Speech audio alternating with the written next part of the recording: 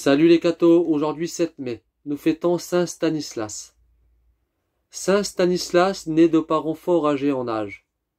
Marié depuis 30 ans et encore sans postérité, Dieu, qui avait des vues élevées sur cet enfant, lui inspira dès son bas âge de grandes vertus, surtout la charité pour les pauvres, et une mortification qui le portait à jeûner souvent et à coucher sur la terre nue, même par les plus grands froids.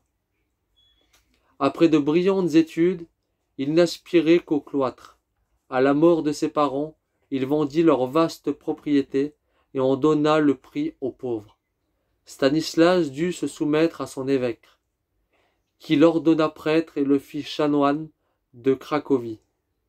Il fallut avoir recours au pape pour lui faire accepter le siège de Cracovie, devenu vacant. Ses vertus ne firent que grandir avec sa dignité et ses obligations. Il se revêtit d'un cilice qu'il porta jusqu'à sa mort. Il se fit remettre une liste exacte de tous les pauvres de la ville et donna l'ordre à ses gens de ne jamais rien refuser à personne. La plus belle partie de la vie de Stanislas est celle où il fut en butte à la persécution du roi de Pologne, Boleslas II.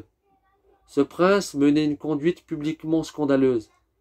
Seul l'évêque osa comparaître devant ce monstre d'iniquité, et d'une voix douce et ferme, condamner sa conduite et l'exhorter à la pénitence. Le roi, furieux, attendit l'heure de se venger. Le pontife avait acheté pour son évêché, devant témoins, et il avait payé une terre dont le vendeur était mort peu après.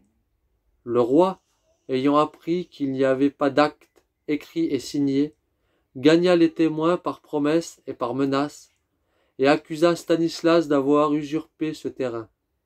L'évêque lui dit : « Au bout de ces 3 jours, je vous amènerai comme témoin le vendeur lui-même, bien qu'il soit mort depuis 3 ans. » Le jour venu, le saint se rendit au tombeau du défunt, en présence d'un nombreux cortège. Il fit ouvrir la tombe, où on ne trouva que des ossements. Stanislas, devant cette tombe ouverte, se met en prière, puis touche de la main le cadavre. Puis, dit-il, au nom du Père, du Fils et du Saint-Esprit, viens rendre témoignage à la vérité outragée.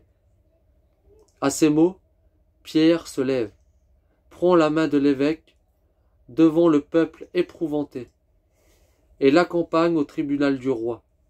Le ressuscité convainc de calomnie le roi et les témoins, et de nouveau accompagne l'évêque jusqu'au tombeau qu'on referme sur son corps, redevenu cadavre.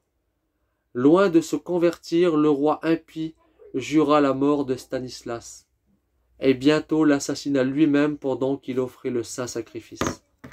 Que Dieu vous bénisse, et à plus les cathos!